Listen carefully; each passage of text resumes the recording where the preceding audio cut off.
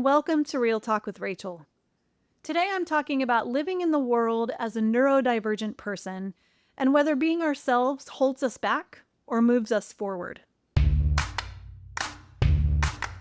Sometimes being yourself can feel like the hardest thing in the world. That's true for many people.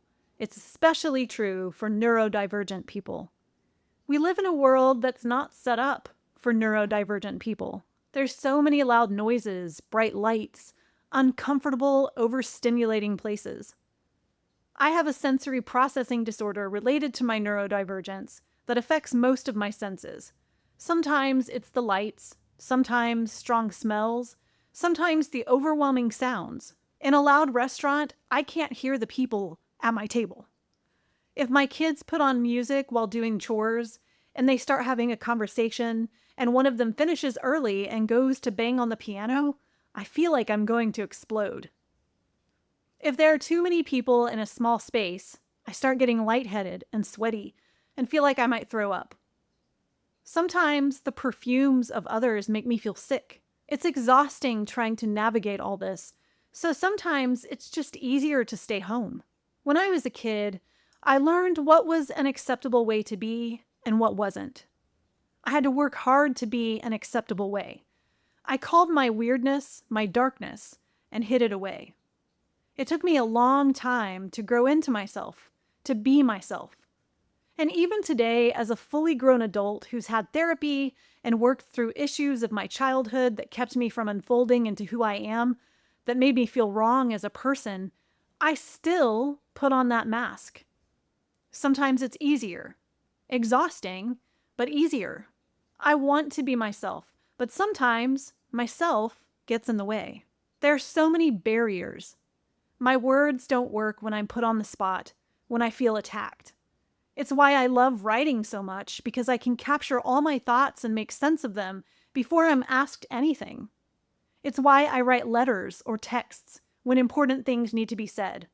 I love you, I'm sorry, I'm really having a hard time. I don't know why, it's just the way my brain works. Writing words is easier than speaking them. Sometimes my brain keeps me from important things, advocating for myself, understanding how technology works, seeing the bigger picture instead of tiny little details, knowing how my words will land on my children or someone else. Another reason why sometimes it's easier to go silent. When my husband and I argue, that's what I do. I go silent. Some of it is to process my emotions. Some of it is just because my words don't work. I need time to think about them. Sometimes I don't like that my brain responds this way. Conversations don't always end up going the right direction, and I think, am I holding myself back? Am I self-sabotaging without even meaning to? Am I ruining everything? We all probably hold ourselves back in one way or another.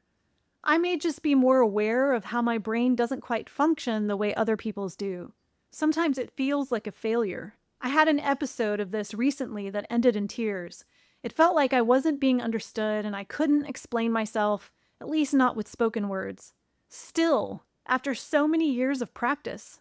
Well, it's my brain, you know? In almost every book I write, one of the themes is the importance of being yourself, because yourself is magnificent. It's like I'm trying to convince myself in everything I write, you are not broken, you are magnificent. Maybe myself does get in the way, but there are people to help, people who support. We just have to be brave enough to ask. I'm fortunate to have a partner who steps in when things get too overwhelming. When we surround ourselves with the right kind of people who understand us and love us, even when we have no idea what we're feeling or how to explain what we feel or what we want or how to explain what we want, people who understand our reliance on routine and the way spontaneity unsettles us, how we often leave without saying goodbye, just slip out unnoticed because goodbyes are overwhelming and uncomfortable, how sometimes we say the wrong thing but don't realize or completely understand what's wrong with it. When we surround ourselves with these people, we realize it doesn't matter if we sometimes hold ourselves back. It's okay to be ourselves. These people are the ones who matter, the ones who love us anyway, the ones who help us be our true selves.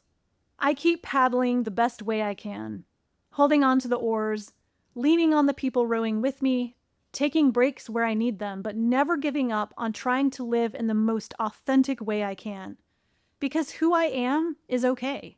No, it's magnificent. I hope you know that you, too, are okay. No, you are magnificent. Seen, loved. Thanks for listening to my Real Talk. Be sure to subscribe to my channel for videos about books and writing and more videos like this. And sign up for my newsletter at racheltolson.com for inspiration, book recommendations, news, and writing prompts. Stay strong, and see you next time.